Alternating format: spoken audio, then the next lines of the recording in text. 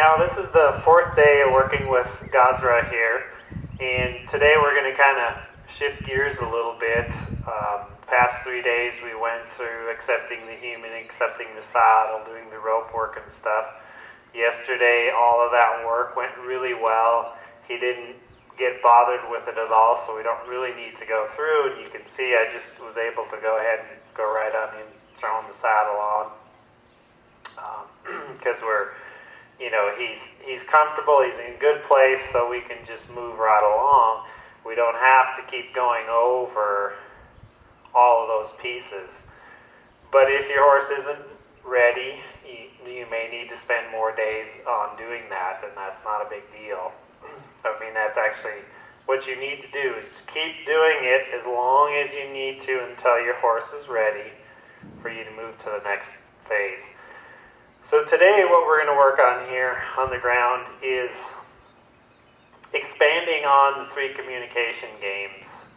And we've played with it a little bit with the rope work, but it's now just teaching him how to go out and, some lunge work, getting him out on the line, getting him to walk, trot, maybe canter, we'll see. But just start being able to move his feet around a little bit. And in ways that start helping him to develop to be a good riding horse. Ways of getting him to use his body, to engage his hind and things like that. And it's also teaching him more things on how to communicate with me and me to communicate with him. It's just kind of expanding his horizon, giving him more to think about. So I'm just asking him to back off with a little rhythmic pressure, and he's kind of stepping away here, so I just set him up. And what I want to do is set him up in a way where, if you imagine I'm standing on the center of a clock and my horse is on 12 o'clock. Now, I'm going to send him out in a circle around me, and I'm either going to go to 10 o'clock or to 2 o'clock. So we're going to go off to the right, so I'm going to send him off to 10 o'clock. So I just kind of point out to 10 o'clock. Again, we need to get the picture of what it is we want first, then our life and our body, and then we back it up with our tools. So my picture is I want his front to step over to 10 o'clock and then to walk off and around me. And eventually it's going to be to where he's walking totally around me in a nice bent circle. The clearer the picture I can get of what it is I want, the easier it is for my horse to get it. So he's kind of running through me here a little, not understanding my request to back up.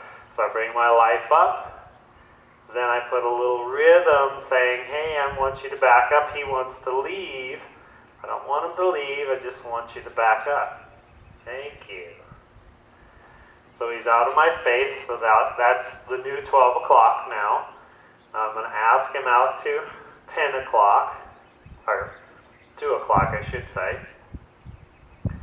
And I offer the feel with my body, and I just kind of point out there. I don't drag him out there. If he doesn't go, then I drive him out or kind of push him out with my stick. So we'll set up and do that again. He did it pretty well. So I'm going to talk you through it. So I get him facing me. Now I'm going to send him off to 2 o'clock, so I just kind of throw my life out there, say I want you out there, and then I come in with my stick saying I want you out there. Once you're out there, then move forward. Now I like to turn with my horse because that way I can help to keep him connected with me the whole time. Now there's 3 things that I'm looking for when I get out here. The first thing is he maintaining a nice rhythm in the walk? And he's he's not doing too bad. Second thing is he actually staying out on the circle? The third thing is he bent on the circle? So he's doing pretty well with all three of those things. Now, I'm going to focus on the hind, disengage the hind, ask that to step away, get him to face me again. And then I can send him off the other direction. So I'm going to offer 10 o'clock, and then take my stick and string on his neck and say, let's go out that way. Now he kind of wants to push on me with his shoulder, so I just brought my stick in and say, nope, step out there.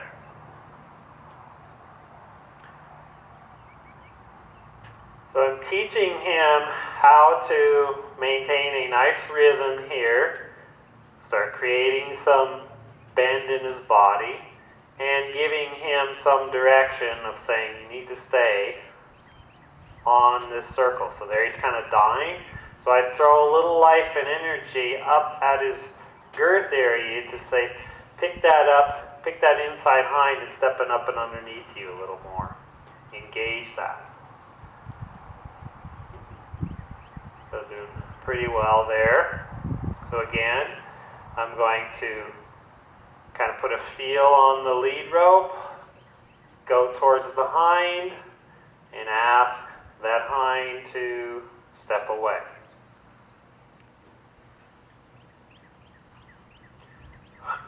Teaching him how to listen to my intent.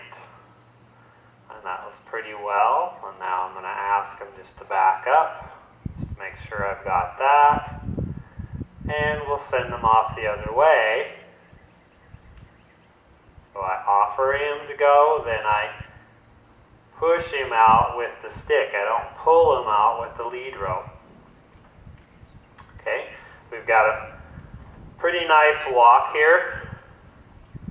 So if I can get, if you think of everything we do on a scale from 1 to 10, 10 being perfect, 1 being terrible, if I can get a 6 or a 7 on my walk, on his rhythm, and a 6 and 7 on his circle, and a 6 and 7 on his bend, I'm in pretty good shape to ask for more. And we're getting that, so I'm going to ask for a trot. So I bring my life up in my body, I picture changes of what it is I want, and then I back that up with my stick, saying, I need for you to pick up a trot. And he's like, well, I'm not sure if I really want to do that. But he got a little bit irritated and bothered there, so we set it up and get some 6s and 7s again on his forward, his bend, and his circle. And when I get that, then I'm going to ask for a trot again.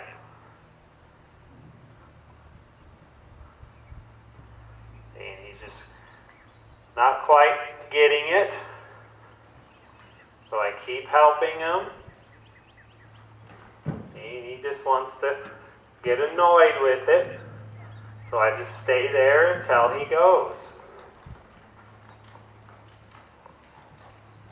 And I'm going to walk with him a little bit here. He's a big boy, and I'm on just a 12-foot line. So I'm going to go with him a little bit. Give him a little space. So now I bring my life up and say, can you trot? That was better. We saw this yesterday, this behavior when I was riding him, when he got a little annoyed when I asked him to step up into a trot. So pretty good there. And I bring my life back down, disengage the hind, and bring him on to me. So just like we did yesterday riding him, and we'll be doing again here today when I get on him, is I want him listening to me when my life comes up, he goes up. When my life comes down, it's for him to come down. To where eventually you won't have to use the tools so much, and it's more about your intent. So I offer the feel and then say, hey, I want you out there. If the horse ignores, you can do more. We got a nice walk going here. So I bring my life up, ask for the trot. If he doesn't accept my invitation, then I reach out and touch him. Say, hey, come on. Yeah. And then as he's going, I just keep my energy in that trot mode. And then I soften and ask him back down to a walk. Don't want him stopping yet, so I just bring a little rhythm back up behind to say, let's keep going. And then I might ask him back up to a trot again. So I bring my life up, do a trot, say, let's go.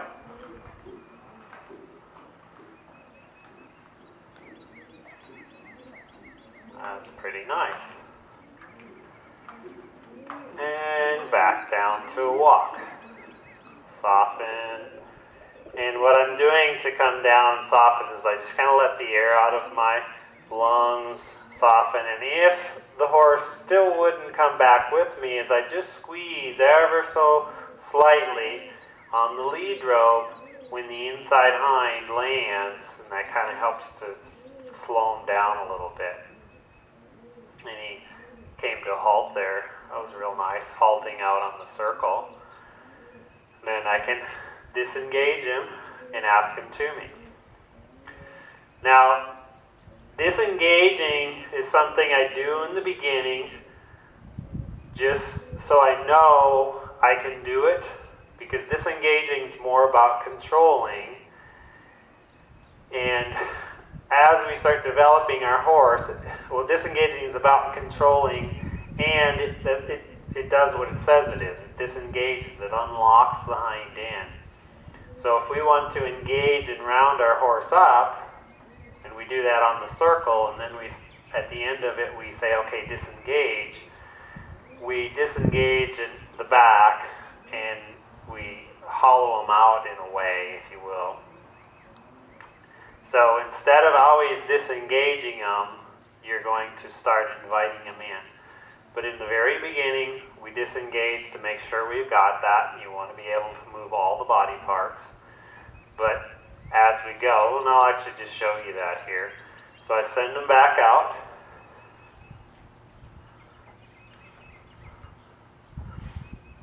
Now I throw my stick in energy at whatever part of his body needs the help. So if he's leaning on me with the shoulder, I throw it out at the shoulder. If it's hind end, I do his hind end. If it's his neck, I do his neck. So whatever part, now I bring my life up, say let's trot, and I come in right at the rib cage to pick him up, just like if you were riding him up into that trot.